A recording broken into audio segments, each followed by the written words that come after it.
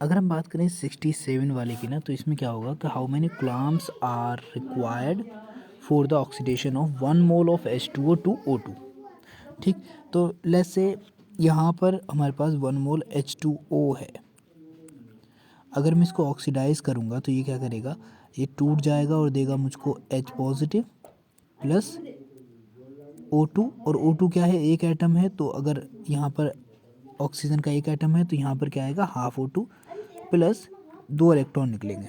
इसको हम ऐसे भी समझ सकते हैं कि देखो, जब वाटर ब्रेक होता है तो वाटर ब्रेक होने के बाद क्या देता है, 2 देता है हमारे पास H पॉजिटिव और एक देता है हमारे पास ऑक्सीजन 2 निगेटिव। अब देखो, ये ऑक्सीजन अगर मॉलिक्यूल बनाएगी तो ये अपने इलेक्ट्रॉन को लूज़ करेगी, जो कि हमारे पास ये निकल के आए। ठीक है, तो हमको ये तो पता चल गया कि यहाँ पर 2 इलेक्ट्रॉन निकलते हैं। अब देखो, यहाँ पर एक चीज़ और क्लियर हो जाती है कि जैसा हम जानते थे कि 1 मोल इलेक्ट्रॉन के ऊपर जो चार्ज होता था, ये मोल है, ठीक, वो होता था 1 फराडे। ठीक, 1 फराडे। तो अब फराडे जो है that is equal to 96500 coulomb के बराबर हो जाएगा। ठीक, तो ये कूलम्ब के बराबर हो जाएगा। तो अगर 1 मोल इलेक्ट्रॉन होगा तो ये क्या हो जाएगा, 96500। लेकिन यहाँ पर कितने हैं, 2 मोल हैं, तो यहाँ पर 2 मोल इलेक्ट्रॉन की अगर हम बात करेंगे तो इनका चार्ज होगा कितना, डबल, यानी कि 2 टाइम हो जाएगा इंटू 96500। अगर हम इनकी मल्टीप्लिकेशन कर दें तो हमको पता चलता है कि ये बन जाएगा हमारा 13, 18 और 1 19, यानी कि इतना कूलम्ब। ठीक है, इतना कूलम्ब क्या आएगा, इसका आंसर आ जाएगा। तो बिल्कुल सिंपल है, जैसे यहाँ पे हम फराडे यूज़ कर रहे थे वैसे यहाँ पर हमको कूलम्ब की जगह क्या करना है, बस चार्ज रख देना है F की जगह। और 1 Faraday is always equal to 96500 के।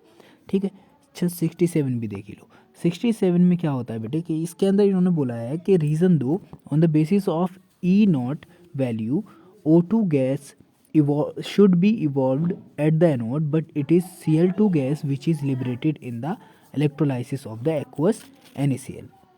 ठीक, तो जैसा हम जानते हैं aqueous NaCl, ये रहा आपका NaCl, ठीक, और ये रहा aqueous यानी कि वाटर। हम बहुत अच्छे से जानते हैं कि जब ये aqueous NaCl ब्रेक होता है तो ये देता है Na, सेल के अंदर जो बनता है NaOH plus Cl2 plus H2। लेकिन इनका कहना यह है कि देखो, जो एनोड है,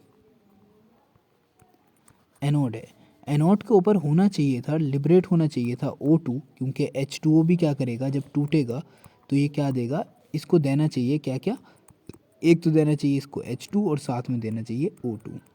लेकिन अगर हमारे बीच में कंपटीशन है, किसके बीच में है कंपटीशन, ऑक्सीजन के और क्लोरीन के, तो कह रहे हैं कि एक्वस होने की वजह से जो है इसको ऑक्सीजन देना चाहिए था, लेकिन ये तो क्या दे रहा है, Cl2 दे रहा है। ऐसा क्यों है, तो देखो इसके पीछे रीज़न क्या होता है बेटे, जैसे तुम देखोगी जब ध्यान से तो तुमको पता चलेगा कि इसकी जो E0 की वैल्यू है वो हाई होती है ऑक्सीजन के।